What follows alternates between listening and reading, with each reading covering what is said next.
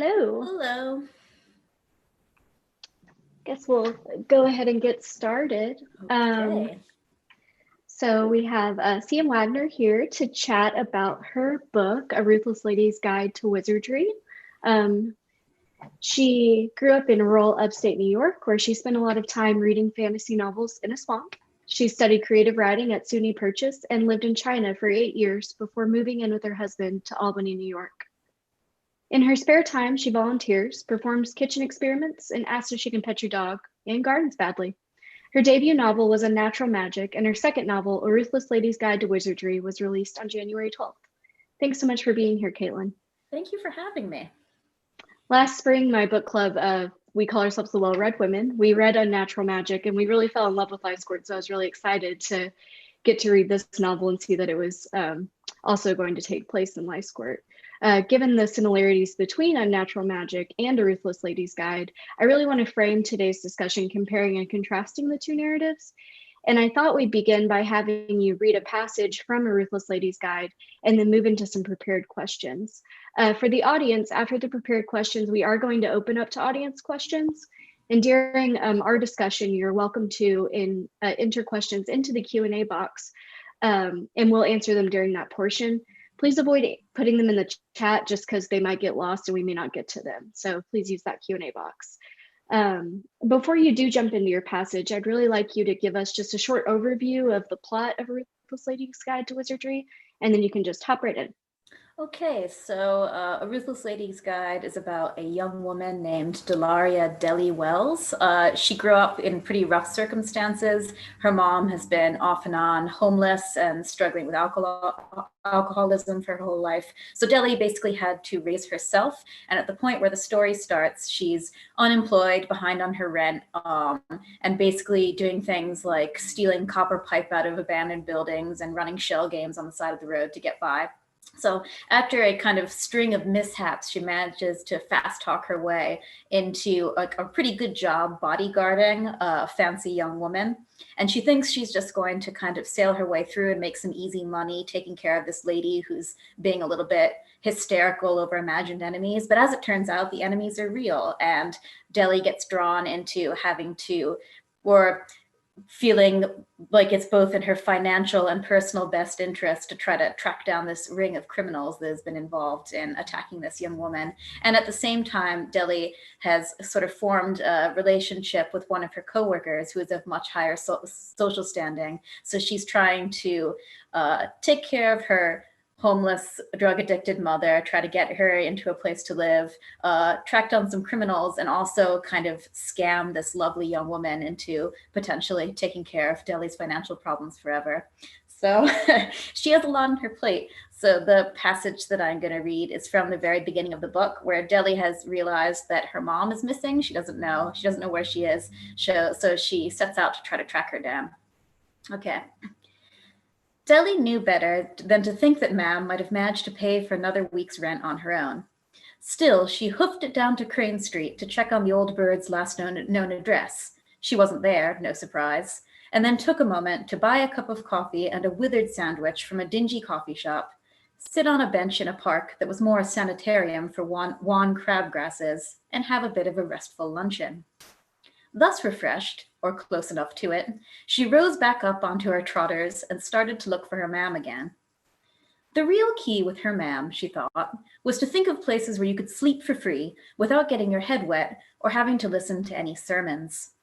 Deli herself would much rather nod piously along to the sermons, soup, and pre-dawn alarm if it kept her out from under bridges, but her ma'am had a way of advancing on people with her hand out, spouting off exactly the kind of thing that would make even the most even-tempered hall officiant's ears go red, and then striking very radical and anti-establishmentary attitudes after they kicked her out of the meeting hall, by way of indicating that she hadn't wanted any of their damn soup in the first place. Not that Deli really had any room to criticize the way her ma'am chose to live, when she herself had to get herself cursed with seeping mostly on the face pustules before she could be trusted to pay her damn rent.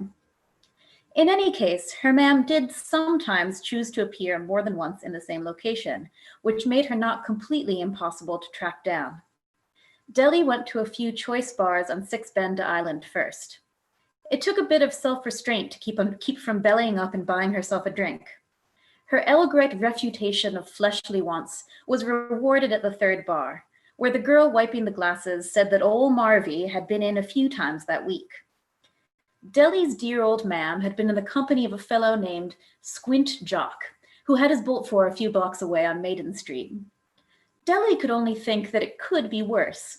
Squint Jock could just as easily be Drunk Jock, or Flea Bite Jock, or worryingly murderous in his aspect Jock, any one of which wouldn't be the type of jock you'd like to see in close association with your dear old mother.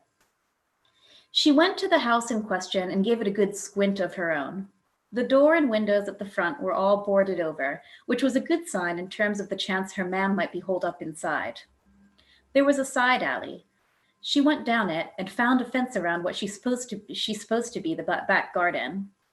At the bottom of the fence, there was a hole large enough to admit a medium-sized dog. Deli gave a low groan, got down into the dirt, and endeavored to force her larger-than-medium dog-sized carcass through the gap. She made it into the yard thoroughly besmeared with dirt and grass stains, with her dress ripped and her arms scratched, and her good cheer considerably rumpled.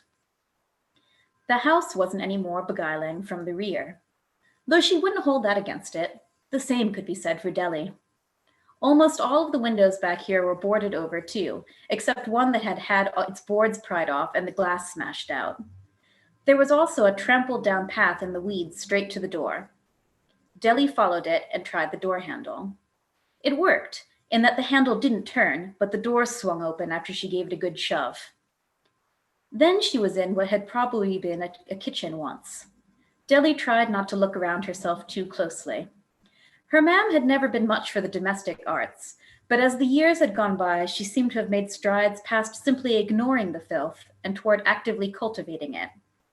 If Deli's ma'am had been born with any gift of magic, she would have made a fine necromancer of crumb-eating insects and pernicious creeping molds. So that's it.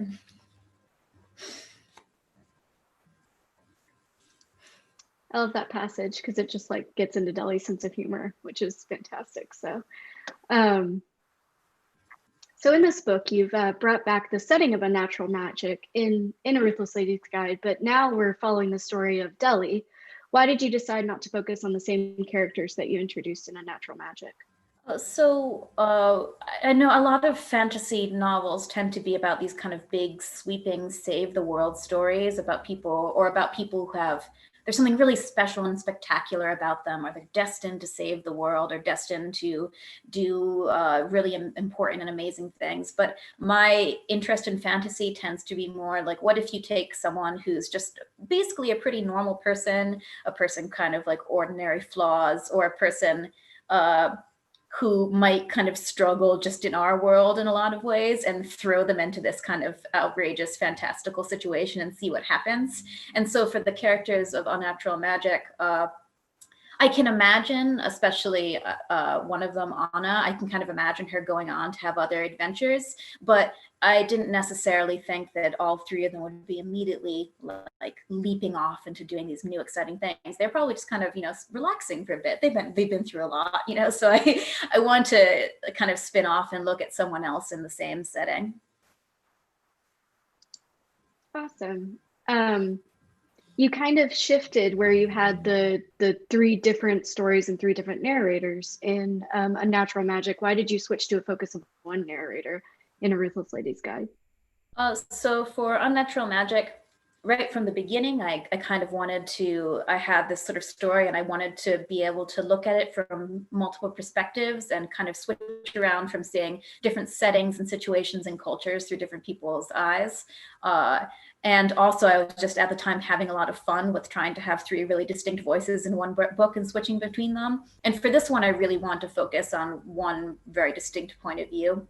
And also Deli has such a ridiculous voice that it was kind of a lot of work just to stick with her through the whole thing rather than adding anything else on top of it.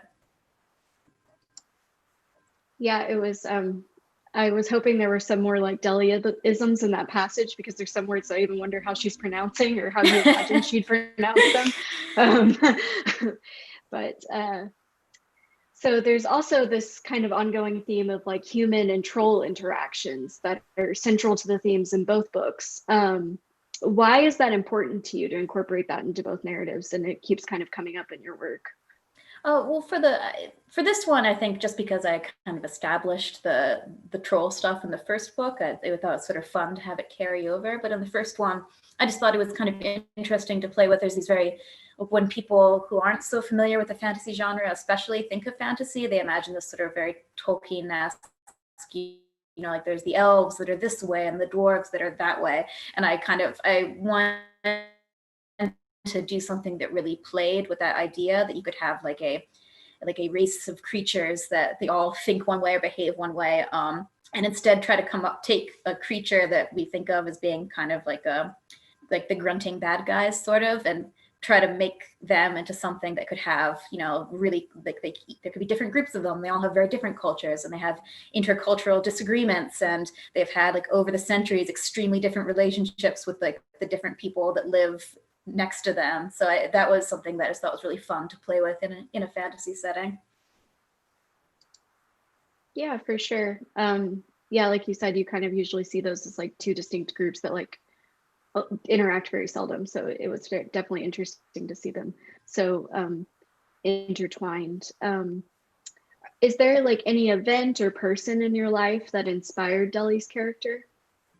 I don't usually take characters directly from life. I do feel like a lot of the ways that she thinks about herself tend like a lot of, especially like young women I know, tend to have this sort of like ongoing negative self-talk kind of thing where they've convinced themselves that this sort of like horrible disaster and like kind of undersell their own like skills and abilities and all that sort of thing. So that always felt very true to me as I was writing it. But she's kind of a ridiculous creature of my own invention mostly. So is she sort of like, I guess, like a textbook, like unreliable narrator, like the way that she sees herself isn't necessarily what people are seeing from the outside? I think she's an unreliable narrator herself, and then maybe kind of this, in some ways, the society around her is an unreliable narrator about who she is, because it looks at her and sees just mostly her circumstances and not her actual strengths and abilities. So there's a whole lot of, it's not just that she's this kind of like crazy person who's talking down on herself for no reason. She's repeating things to herself that have been said to her. So yeah, in some ways she is very unreliable, but it's not just coming from her. This may go without saying because it kind of sounds like it might be Deli, but who was your favorite character to write in A Ruthless Lady's Guide, and who did you find to be the most difficult? Oh, honestly, I really enjoyed writing Win also, just because she's she's so like unflappable, and it was sort of fun to write that. And I had a lot of fun writing Abstentia because she says the sort of things out loud that I think other people are always like thinking about the hapless people around them that are afraid to say. I think the person I had the most trouble writing is a couple of the more villainous characters, just because it's very hard to write someone who's being quite bad. I think especially a woman, because we have fewer like examples of how to write female villains, but it's hard to write a villain who doesn't seem as if they're just sort of like cackling and twirling their mustache. And I think a couple of times while I was writing the dialogue, there's kind of little beats where it's like the characters are sort of aware of the fact that they're saying things that make them sound like they're in a book, but they don't know what, because that's their model for how to talk to, just like it's my model for how to write, because we all get stuff from the culture. But yeah, it's apparently it's very hard it's very hard for me to write villains who don't sound silly. I found the addition of the red drip, which is the laudanum, I guess, based drug that is kind of plaguing the streets of Court, and is pretty central to the plot, especially in the second half of the book. What inspired the addition of that like drug, I guess, trade basically going on there? I just think because it's another sort of thing where I thought it was sort of interesting to have this kind of very real world issue and insert it into a fantasy context. Like I think, especially since Deli grew up in such rough circumstances, just made sense to me that she and her community and her family would be affected by something like a drug issue or an alcohol issue or whatever, because that's how things often unfortunately are in the real world too. So I thought it was like it kind of a interesting thing to play with in a setting where you also have magic. You can also have people who are struggling with drug addiction. And just what sort of historical periods have influenced your world building? Is there a particular reason you're drawn to that period? And do you think it will like continue to influence your writing going forward? I think just for ever since I was a kid, really, I've just read so much from like British and American authors from the 1800s through the early 20th century that just sort of seeped into my subconscious. And I just think it's a fun place to play with fantasy also, because it's in a neat technological level where they have stuff like trains and guns and other stuff like that. So you're not kind of confined to swords and horses. You get to kind of speed them around the landscape, or you can have like what happens when you have one person who's a wizard and one person who has a pistol. Like that sort of stuff is kind of fun to me. I assume that it will continue getting into future work just because that's where my brain is. Like I've like between, I think people like Jane Austen and Charles Dickens, but then also like Agatha Christie or P.G. Wodehouse, like all that stuff is so deep in my brain that it seeps into all the stuff I write.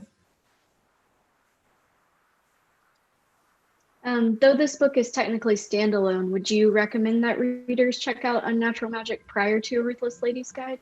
I don't actually know. Sometimes it can be fun to read books like chronologically out of order. I think probably you do get a somewhat better sense of the world that the characters are living in if you read both of them, but I don't know if the order really matters. And also I'm not the right person to ask, because like obviously I want you to read all my books.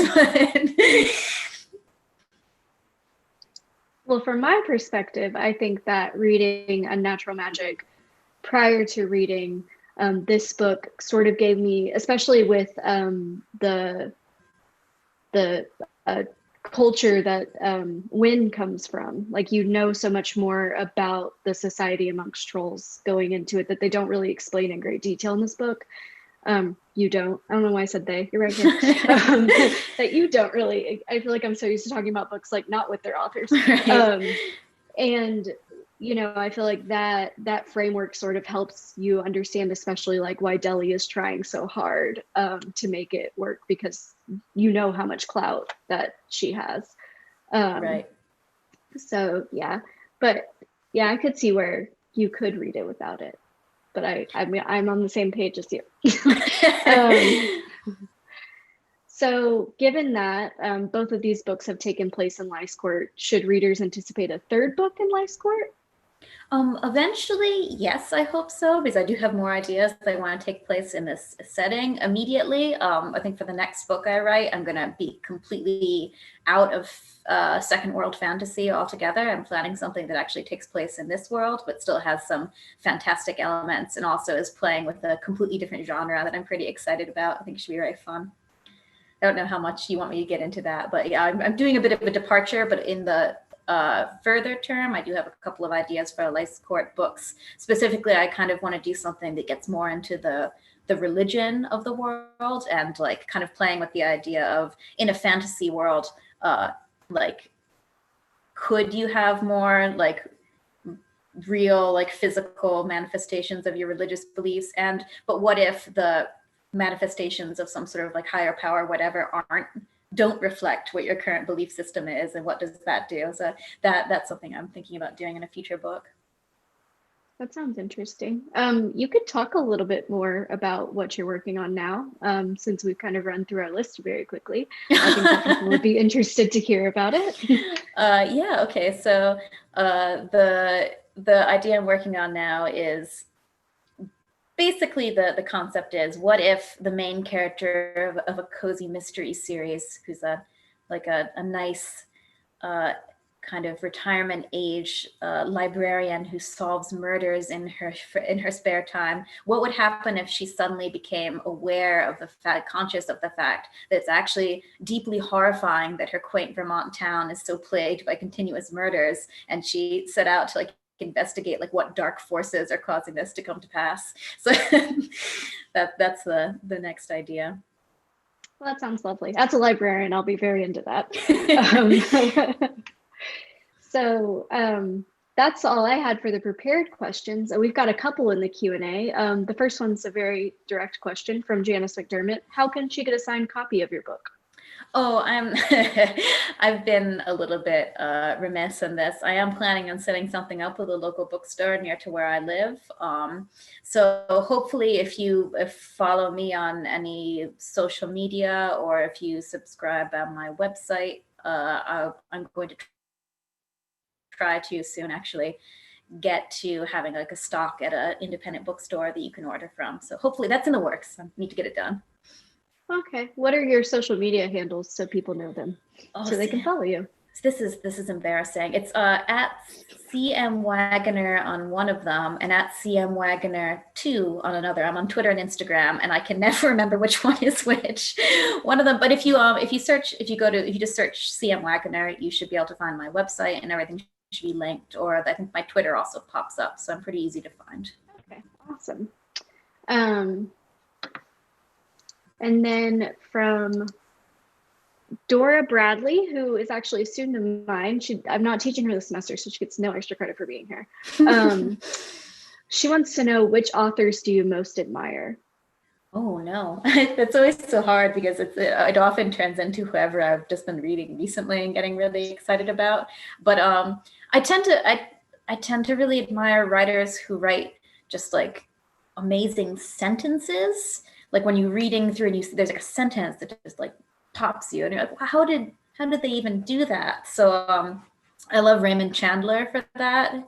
I don't know if you're familiar, but he wrote like the Big Sleep, and he was sort of like the father of noir as we think of it. And he just writes these incredible sentences. I'm not even like, a lot of his books are a little they're very of their time in terms of their approach to basically every type of person. He was very misanthropic in general, but he wrote these kind of hilarious, amazing sentences.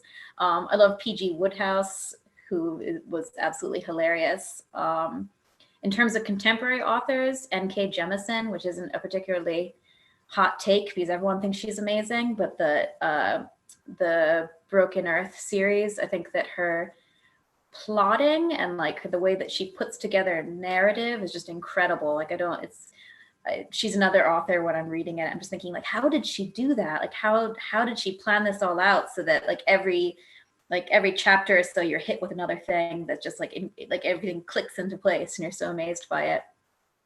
And there's a bunch of others, but those are the three that popped into my head just now. And then our next question is from Mark Christ, who's the adult programming person at CALS. He says, can you describe your practice in writing? First thing in the morning, late at night, corner table at a pub? So before COVID, I tried to go to I like to go out and get somewhere, like it's not in my house. So I'd go to a coffee shop or whatever and write every day. I wish I could say that I have a very disciplined, like every day at 8 a.m. I'm up in the morning and I write on my typewriter, and but I'm kind of a chaos demon. So when I'm on a deadline, I actually will figure out how many words I have to write and how many days I have to write them in, and give myself a daily word count that allows me a cushion of about a month or so in case of a catastrophe. And then I'll just try to get that out of the way every day. But, sometimes at the breakfast bar in my house, and sometimes when I'm allowed, when it's not COVID, in a coffee shop, or this past summer when there were no coffee shops because of COVID, but I wanted to get out of my house, I'd go to like the dog park near my house and like sit at a picnic table and type and watch the dogs. But yeah, I do set myself a daily word count, but it's in terms of when, where, it's anything goes. And then Sarah C asks, if you were approached for film or TV, would you do an adaptation for your books? Well, sure. Yeah, I mean, if someone wanted to, why not? I think it would be, I don't think that I'd be particularly, if they wanted to completely rewrite everything, that would just be sort of exciting. It's like to see what someone else made of it. I think that would be pretty cool, but I'm not holding my breath. There's so many other great books out there that are ahead in line. But yeah, I think that would be really cool. I've said before that for Unnatural Magic, I think that like the graphic novel adaptation would be pretty neat. And then Thomas McGowan asks, what do you do to push yourself when you don't feel like writing? I guess I just do it because I mean, I think, you know, once it's your job, you just kind of have to. I'm sometimes I've been asked this before by like I volunteer to kind of semi-mentor students at my the writing program I was in college, and sometimes they'll be like, "How do you what do you do about writer's block?" And I say, you can't have it because your editor will be really mad at you. So you just have to sit down and write things. I think usually, especially if you have an outline, I just keep on writing and get it done. And also, hi Tom McGowan, I know you.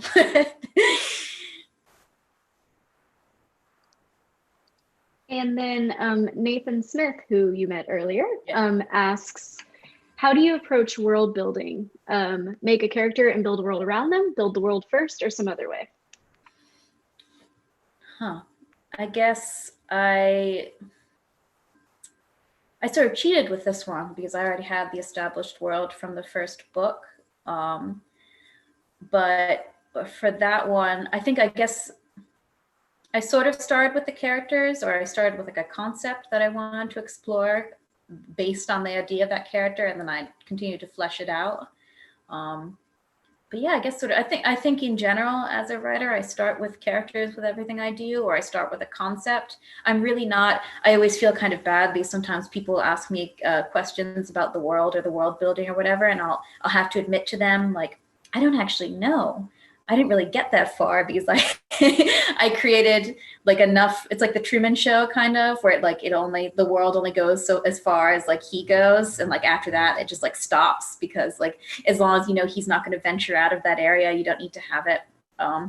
So I don't have the entire world like in every detail fleshed out in like notebooks or anything like that. I just have exactly as much as I need to let the characters run around and do their thing.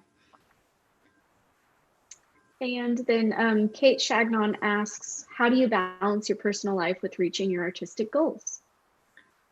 I think being disciplined about the writing helps a lot. Like making it, like having a daily word count and a daily schedule and everything really does help to keep it from seeping into everything. Because I think I mean, writing a book does take a lot of time. Like it's a huge time investment, but it's not going to take all day, every day, unless you're sitting there all the time whenever you're trying to do something else, feeling bad and guilty about the fact that you're not working on your book. So as long as you have like very specific goals that you want to meet every day, and that you're keeping up with, I think it helps to keep it fairly compartmentalized. Yeah, I mean, I don't know how people like Nora Roberts or whoever who write at least 70 books a year. I don't know how they do it, but for me, as long as I keep myself on some kind of like plan and schedule, it's usually okay. And Sarah C is back. She asks, what are some of your favorite books? Oh, oh no. Gosh, I don't. That for some reason I was really surprised by that question, even though that's a very reasonable question to ask. What books have I read that I've liked? I think it seems to change every few years, just as like I read new things, kind of blow my mind. A lot of my favorite books have been nonfiction. Actually, this is going to sound kind of weird, but there's a book called Perfection Salad about the I don't remember if they call it home economics or domestic science movement of the early 20th century. And it sounds like it'd be really dry and boring, but it's sort of this book that kind of explains why American food is the way it is, and like why all those like weird jello molds and that kind of thing. And that sort of thing is always really fascinating to me if you read something that sort of explains the world around you in some way. Or I read a book called The Turk, The Life and Times of the 18th Century, I think, Chess Playing Machine, which is this incredible, again, a nonfiction book about a chess playing automaton that baffled all the kind of like heads of Europe a few centuries ago. And it's very cool because you see how like the existence of this weird object influenced things like the creation of early mystery novels and that kind of thing. So I really do like kind of nonfiction stuff like that. But yeah, again, I think my favorite book tends to be a book that I read recently that I really enjoyed. Gina asks, what do you enjoy when you're not writing? And is there any activity you feel inspires your writing thought process? I'm a big traveler, so I think that I did, you mentioned before that I lived in China for seven years, 8 years, several years.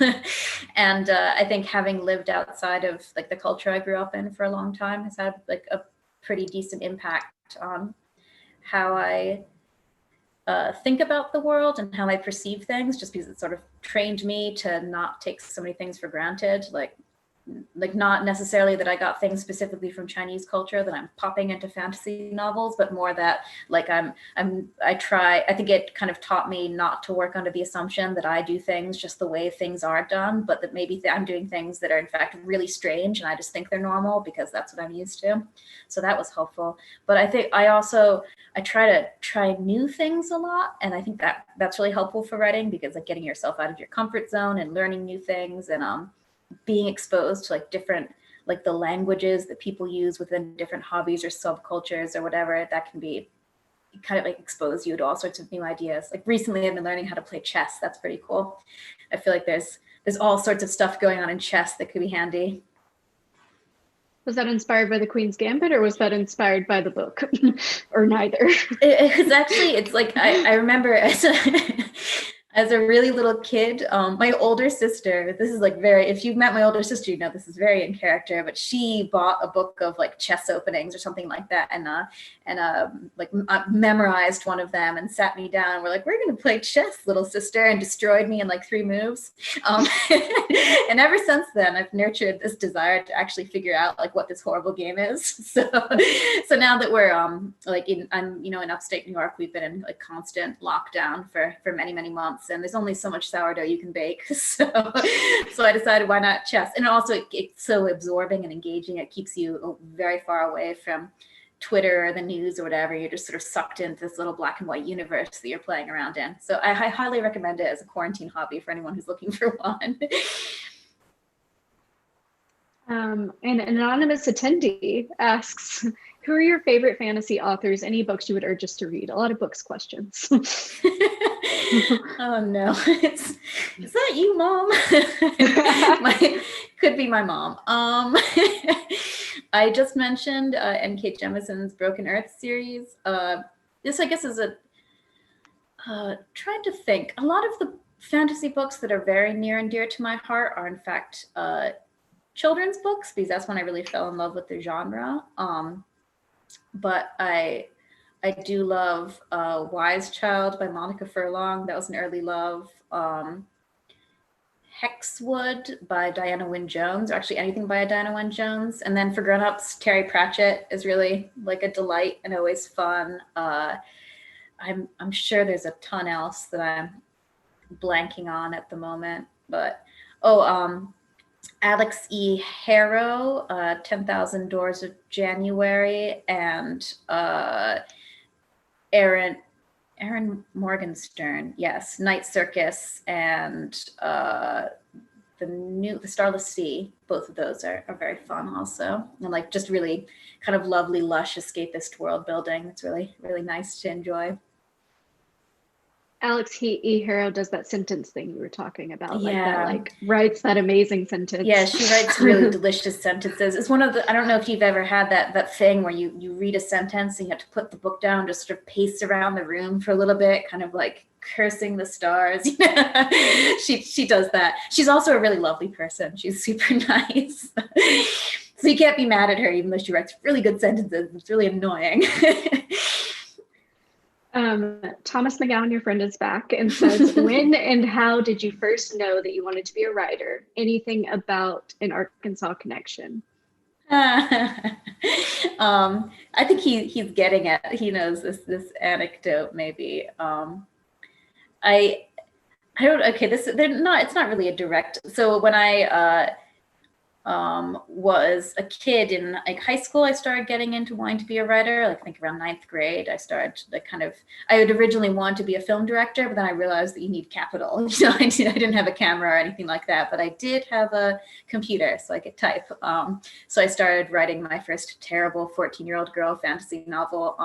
And then I went to this summer camp for teen writers, basically, and at Skidmore College's campus, they did this like summer Young Writers Institute thing.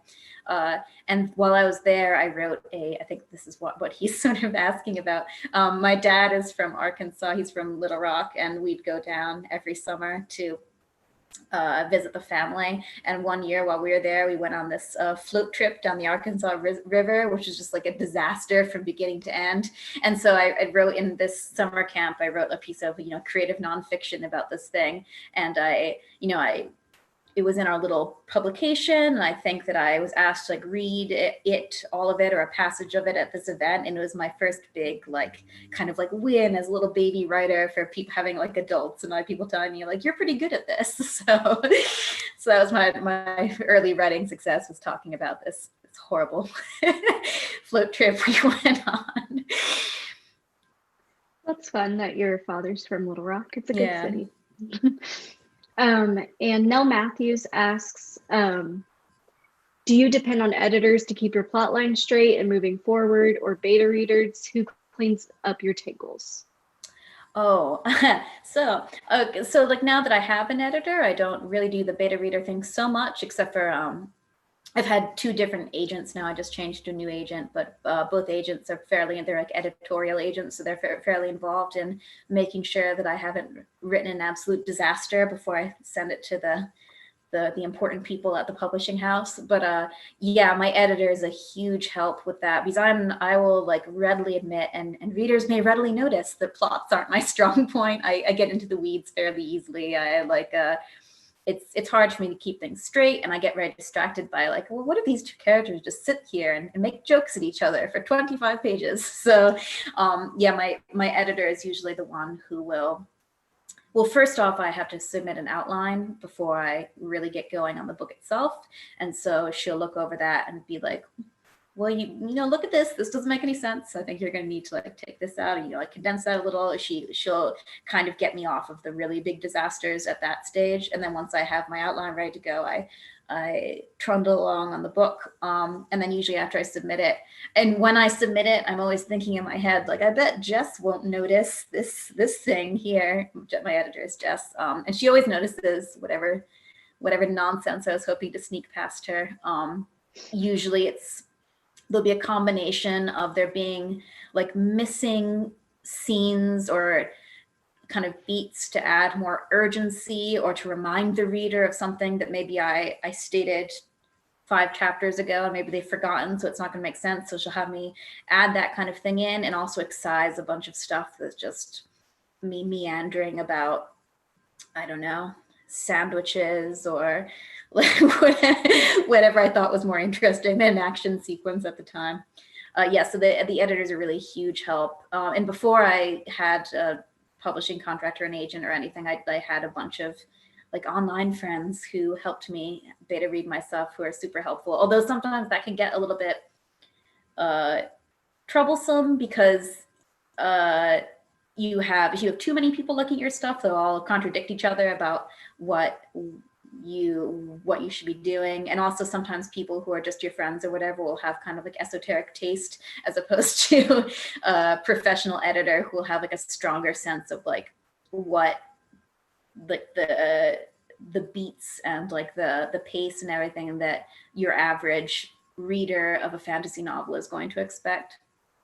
But if you can find good beta readers, like I had a couple who were super helpful for me before I got my agent.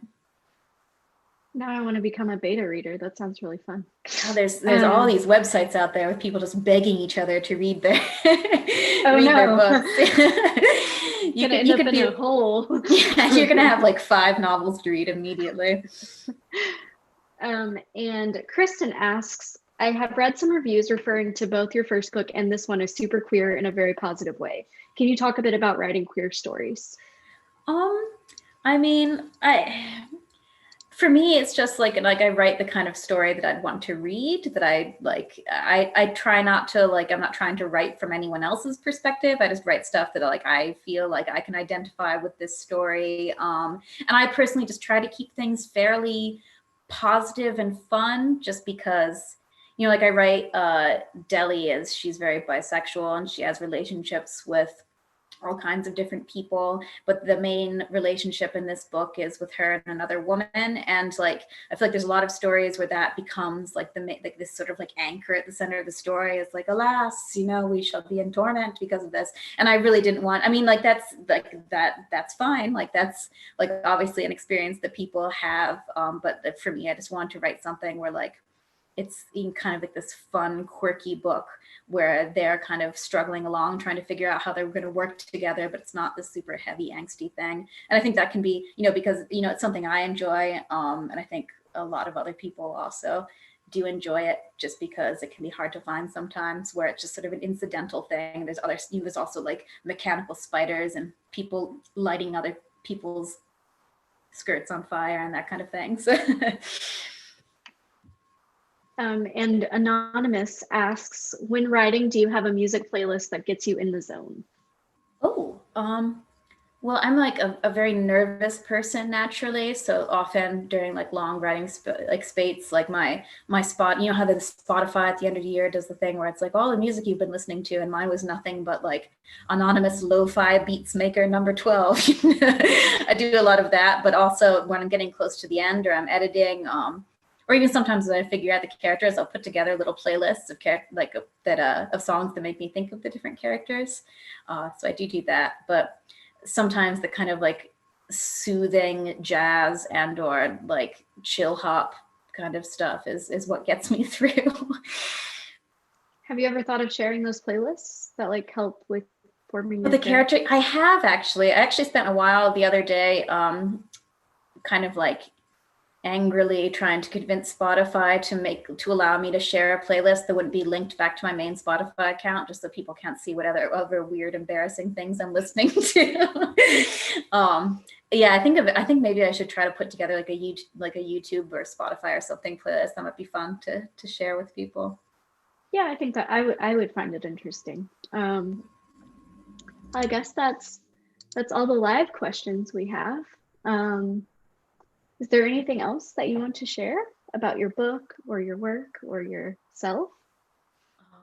I don't know. I don't know if there's anything we were talking about earlier that you wanted to go back to, or someone kind of, sort of addressed like the queer romance in the book, and there's sort of like, I find it really interesting, especially in your first book, just how you kind of approach gender as not like the primary part of this. Like there's roles, right? But like they aren't necessarily gender roles the way they are in our society. And I think that's really interesting. And I don't know if you could expound upon that, or if I even really explained what I'm trying to ask very well. Oh yeah, so for like the Troll Society, I basically tried to, because I always think it's so funny when you're watching like Star Wars, I think is especially hilarious, where you have like Jabba the Hutt, who's like a giant slug thing, but for some reason he thinks that Princess Leia is really sexy, which like, why? Like Princess Leia doesn't think that giant slug things are sexy, so why did he, like Jabba the Hutt, would theoretically think that another even larger slug was really sexy? So I basically just tried to imagine like if you have like these sort of humanoid creatures who aren't humans and whose bodies aren't quite exactly like human bodies, like why would they necessarily create something that exactly echoes human gender roles? I just sort of tried to like come up with a different way they could be arranging their society, where like they want to have some sort of way to like figure out who does what, but it's not necessarily based on genitalia or whatever. And that was just sort of me kind of playing around with, well, how could that look in a way that isn't just us being like, there's the giant slug thing, and then there's the giant slug thing with a pink bow, and that's the girl slug. Yeah, so hopefully it was something that people also thought was kind of fun and interesting to read. Yeah, it just sort of like challenged I was constantly like challenging my assumptions about gender like through that whole first book. So I thought that was really interesting. And then sort of to see it reintroduced in this book in a different way in like the same sex relationship, I thought was neat. So Oh, we've got more questions. Oh no, somebody just said good question. Okay, but there is one more question. Okay. Do you have a basic plot outline, or do you have other ways to lay out your ideas whenever you write your novels? I do a pretty standard outline, I would say. I would say my outlines tend to be more on the detailed side. Otherwise, it's so easy to kind of go off into the weeds and not really know where you're going. Another thing I do sometimes is if there's like scenes that I really want to write or scenes I think are very important, I'll like write a kind of like a rough draft of those to start with and kind of like have them there. And so then I'll have a kind of more of a sense of like when I'm building up to an important scene or whatever, I can kind of write toward that. But then often when I do that, I end up having to rewrite everything because as you go, things change. But I know some people use things like Scrivener or whatever, and I have dabbled with that kind of thing, but I'm pretty, so far I haven't managed to. I just end up like spending all this time messing around with the program and not actually writing. So far I've mostly been sticking with a more traditional outline. Awesome. Well, I think I don't have any more questions, but I really appreciate you taking the time to chat with me and everyone else here, all however many of them. I can't see a number, probably would just stress me out. So a couple of things I've been asked to mention. We partner with Wordsworth Books as our local bookseller for this book festival. So if people locally want to pick up a copy of this book, they have it there at Wordsworth. And our next event for the book fest will be on Thursday, February 18th at 6:30. Nell Irvin Painter will be discussing her book, Creating Black Americans, which is about how Black American artists have shaped American history. So that is all I have. And thank you again. And I hope you have. Oh wait. Me. Oh, what? Huh? Oh, there's somebody who says, you've had us chuckling out loud and we're excited to read your books. If you ever decide to use beta readers, sign me up. Thank you very much. I'll keep you in mind. Thank you. Thank you for the offer. All right. Well, have a good evening. You too.